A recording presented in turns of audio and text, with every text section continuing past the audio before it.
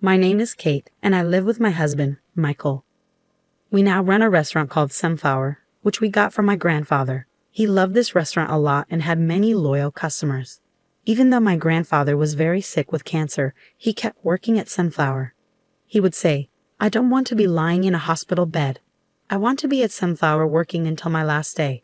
Even as he got weaker, he stayed cheerful and kept serving food with a smile, enjoying chats with his regulars. My grandfather passed away today with his family around him. He made me, his granddaughter, the new owner of Sunflower. He knew his time was coming and left a clear will about who would take over the restaurant. I decided to follow my grandfather's wishes and take over Sunflower. Thankfully, after he passed away, the customers kept coming and the employees who worked with my grandfather stayed on to help us. Since I had learned to cook like my grandfather, I felt sure I could make the same great food. My grandfather had put a lot of effort into keeping the restaurant running, and the regulars were pleased that the food still tasted just like his. They would say, "It tastes just like Grandpa's. Even though he's gone, it feels like he's still here with us."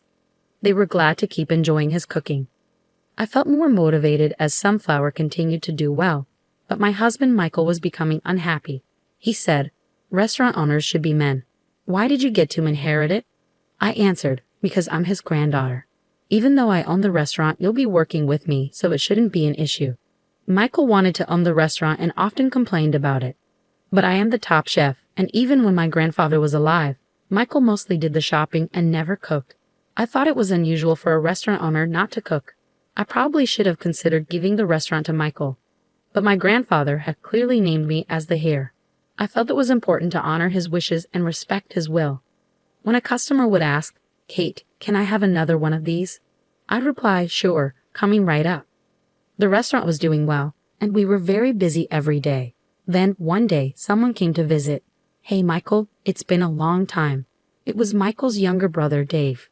Dave had moved far away last year for a job, but he quit and came back. I don't get along with him because he never had a steady job and seems to just mess around. I greeted him with, "Oh hey, welcome back," even though he's a terrible brother-in-law. Still, he's an important brother to Michael, so Michael was glad to see him. Dave said, "I heard your grandfather passed away. Michael, did you inherit the restaurant?" "No, I didn't," Michael answered. "What? Did your wife get it?" "No way, she's a woman. It's ridiculous that she's the owner." Dave laughed, not noticing the annoyed looks from the customers. I didn't want to deal with my unpleasant brother-in-law, so I just ignored him. Dave then asked, "Since I'm family, can I get a free meal?" "Yeah, sure," Michael said. Dave ordered a big meal, drank beer, and left without paying. He was really inconsiderate. I told Michael, even when other family members come here, they always pay. It's not fair to let Dave get a free meal, so he should pay if he's going to eat here. Michael replied, "It's okay, he doesn't have any money. We should help him out a bit." It felt like he was taking Dave's side. After that, Dave kept coming to the restaurant regularly and never paid. Each time he came, I'd ask Michael to make Dave pay, but Michael ignored me. My insistence on having Dave pay made Michael annoyed, and we started having problems. Meanwhile, Dave kept coming to the restaurant more often, and Michael and I grew more distant. Whenever Dave visited, he and Michael would go to the kitchen to talk privately. I suspected they were talking about me, but I acted like I didn't care and kept working. Dave would glance at me while chatting with Michael. One day, Dave asked, "Is there any way you could own the restaurant?" Michael replied, "My wife is the owner." Dave said, "The restaurant's location is great and there are many customers. Why don't you take over and keep all the profits? It must be tough having your wife as your boss, right?" Michael admitted, "Well, yeah." Dave wanted to take over Sunflower and was plotting with Michael to make it happen. While Michael and I weren't getting along, Dave was trying to get Michael on his side. Michael asked, "But how could we take over the restaurant?" Dave said, "I have an idea." Michael and Dave started making plans in secret. Michael agreed to Dave's idea and decided to go ahead with it. The next day was supposed to be the restaurant's closing day. Michael left early and I was left alone. Even though it was my day off, I remembered the kitchen needed cleaning. I went to the restaurant to clean, but when I arrived, I found the door was already open. I thought I had forgotten to lock it the night before. I went inside and saw Michael and Dave there. I asked, surprised, "You're here?" Michael smirked and said, "The door was open." I replied, "But today is a closed day. Why are you here?" They both had smirks on their faces as if they were plotting something. Michael then said, "I need to talk to you. Since you inherited this restaurant, I don't like how you've been acting all high and mighty." "I wasn't acting that way," I replied. "Yes, you have been," Michael insisted. "Don't you agree?" Dave chimed in, "Yes, you are acting that way. You're feeling great because the restaurant is doing well and making money." I was getting more annoyed and angry. They were talking to me like I was stupid. While I was fuming, Michael started laying out documents on the table. "I don't like your attitude. I can't take it anymore. Let's get a divorce," he said. The documents were already filled out divorce papers. I was stunned by how sudden it all was. "What do you mean by this?" I asked, feeling upset and confused. The first thing I thought about was what would happen to the restaurant. I only have a few employees, and running it alone after a divorce would be really hard. This was all too sudden for me to handle. "It will be tough for me to keep running the restaurant if we get a divorce," I said. Michael responded, "We'll buy the restaurant from you. I'll become the owner, and you just need to leave." I couldn't understand what Michael was saying. He continued, "It's a waste because this restaurant has a great location and lots of customers, but it has a boring menu. We plan to revamp it." "Yes, so just sign the divorce papers and leave." Their words didn't make sense to me, and I was in shock. "This is the restaurant my grandfather ran for years. We're making a good profit. We should keep it as it is for our customers." Michael said, "That means you won't change or improve the restaurant and it will go out of business soon. We don't want that, so I'll run it for you." No matter what I said, Michael didn't listen. I was convinced that Dave had influenced him. "All right, I'll buy the restaurant for your asking price. I'll make the money soon enough, so I don't care about the amount," Michael said. I couldn't tolerate their arrogance any longer. "Fine, I'll sell it for $500,000. Just give me 2 weeks to prepare the divorce papers and the contract. Don't come to the restaurant during those 2 weeks." They were thrilled that I agreed to sell. They didn't realize that I was giving in so easily because of their selfishness, only thinking about their own gain. I managed to run the restaurant by myself until it was time to hand it over. A customer asked, "Hey, where's your husband?" I replied, "We're actually getting a divorce." "Why so sudden? Are you going to run Sunflower all by yourself?" "No, my husband is buying the restaurant. I'll be leaving in 2 weeks." The customers were shocked and looked worried. But I had good news for them. I handed out a flyer I had recently made. When they saw it, they looked relieved.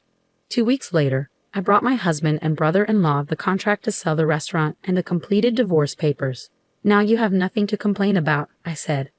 Michael signed the contract right away. $500,000. "I'm transferring the money to your account now, so this is officially my restaurant." Michael and Dave were thrilled. While they celebrated, I packed up my things and left the restaurant. As I went to submit the divorce papers, I was eager to see how they would handle the restaurant. Michael and Dave quickly reopened the restaurant. "I've already informed the employees about the situation, so running the restaurant without Kate should be fine," Michael said. "All right, let's start making some money," Dave added. They were excited and ready to go.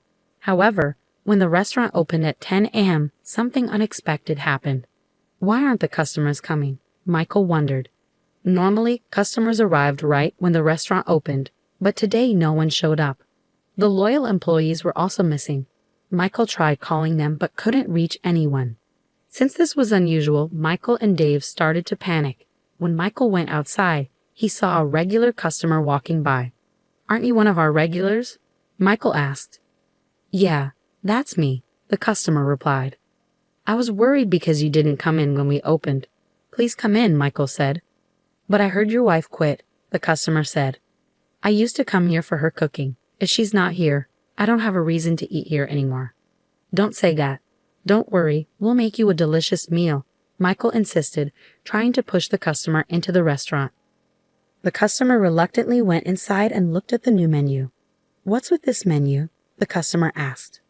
"Since I'm the new owner, I've updated all the menus," Michael explained. The menu was completely different from what was originally offered at Sunflower. It featured exotic dishes with names that were hard for customers to understand, which made them less eager to order. "Okay, I'll have the steak," the customer decided. "Coming right up," Michael said. Michael and Dave started cooking with enthusiasm. Since the customer had never seen Michael cook before, They weren't expecting much. "Why is it taking so long?" the customer asked after a while. "Here you go," Michael said, finally bringing out the steak after a 40-minute wait. The customer's eyes widened when they saw the steak. "What is this?" the customer exclaimed. What Michael served wasn't really cooking. There were only 3 slices of meat in the center of the plate. The meat was burnt on the outside and raw inside, with no sauce or side dishes, just bread and soup. The meat is high quality. The seasoning is just salt and pepper. The meat is prepared this way so you can enjoy its natural flavor and tenderness, Michael said. The steak looked so unappealing that the customer couldn't even bring themselves to use the cutlery. Even the soup seemed very cheap. I'm not eating this," the customer said, offended, and tried to leave. Michael was shocked that the customer didn't even try the food. "Hey, you still need to pay for this. It's $30. $30? Are you kidding me? I'm not paying for this piece of underscore. The customer said angrily before storming out. Michael and Dave were left in shock. They were starting to realize the mistakes they had made. Michael had never cooked before, and Dave had never held a proper job. They were clearly not ready to run a restaurant. This should have been obvious, but they were so focused on making a profit that they missed it. After the new owners took over, Sunflower never saw another customer. Meanwhile, I started a new restaurant called Sunflower Second at a different location. The original employees joined me. This new restaurant was also inherited from my grandfather. My grandfather had been worried about the old Sunflower building, so he built a new restaurant at a different site. He intended to tell people about it once it was finished, but he passed away before it was completed. I inherited this new restaurant as well. I never told Michael about it. 2 weeks before selling Sunflower, I advertised the new restaurant to our regulars. They followed me to the new place because they wanted to enjoy my cooking again. Thanks to their support, the new restaurant was busy from day one. We were able to hire new employees, and the $500,000 from selling the original Sunflower helped me give everyone a raise. At the new restaurant, I kept the original Sunflower menu but also added my own unique dishes. I aimed to attract younger customers and families by creating menus that appealed to children as well. This strategy worked well, and more families started coming to the restaurant. We grew by keeping the beloved original dishes while offering new options for younger diners. I felt fulfilled and busy every day. Meanwhile, Michael and Dave were struggling. They had borrowed money to pay me the $500,000 and were now receiving reminders about their debts. "What are we going to do about this?" Michael asked. "You're the one who started this mess. You should fix it," Dave said, sounding desperate. Dave, not expecting things to turn out this way, didn't know what to do. Then he came up with an idea. "I have a good plan," he said. They showed up at my new restaurant unexpectedly during the lunch rush with their good plan. "Help us, Kate," Dave shouted loudly, ignoring the many customers who were eating. Michael, with an injured arm, added, "I can't cook anymore. We want to return the restaurant to you, so could you just give us back the money we paid for it? The original Sunflower is now your restaurant. You signed the contract. You need to take responsibility and work hard." I replied. I didn't take Dave's plea seriously and tried to get back to my work. Then my ex-husband entered the restaurant clearly in pain. "Kate, help me," he cried out. As Michael made a scene, I tried to ignore him and returned to the kitchen, despite the murmurs from the customers. "Wow, that looks really painful. Is he okay?" they whispered. Hearing the concern from the customers, I looked at Michael and was shocked. His arm had a huge bruise. "Wait, you're really injured?" I asked. "Yes, that's what I was trying to tell you," Michael said. "Then you need to go to the hospital right away," I insisted. I quickly called a cab and sent Michael to the hospital. During my lunch break, I went to check on him. When Michael came out of the hospital, he seemed to have just finished his examination. When I tried to ask him what had happened, he and Dave turned away from me and ran off. Feeling uneasy, I approached the hospital reception. "I think a man named Michael was seen here for an examination a few minutes ago. Has it been completed? I'm here to pick him up." "Let me check that for you," the receptionist said. I tried to find out why Michael was injured using his name at the hospital, but the receptionist looked confused. "Sorry, there's no record of a man named Michael visiting for a checkup.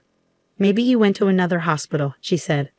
Michael had never had a checkup before. Realizing they were trying to hide something, I quickly went after them. After driving for a few minutes, I spotted Michael and Dave walking. I stopped my car and grabbed Michael's arm. "I knew it," I said. I looked at his arm and noticed the bruise was gone. Michael and Dave tried to run, but I held on firmly. Seeing my angry face, they stopped trying to escape. "Why is the bruise gone? You're not really injured, are you?" I asked. Michael sighed and admitted, "I didn't realize running a restaurant would be this hard. No customers are coming to the original Sunflower, so we're not making any money and can't pay off our debt. I pretended to be injured to avoid working, hoping you'd give us back the money." "Wow, I can't believe this. I can't believe you tried to deceive me with such a childish lie," I said. I released his arm. "From now on, stay out of my life. That restaurant is yours to deal with." With that, I got back in my car and drove away, feeling disappointed as I glanced at them in the rearview mirror. Michael and Dave quickly put Sunflower up for sale. They likely hoped to sell it to pay off their debts, but the building was quite old, making it hard to find a buyer.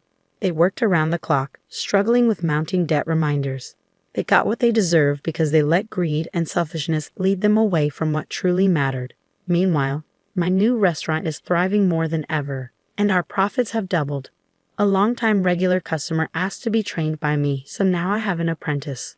To ensure they don't become like Michael, I teach them that running a restaurant is hard work and requires dedication. I'm committed to working hard to keep my grandfather's legacy alive for many years to come.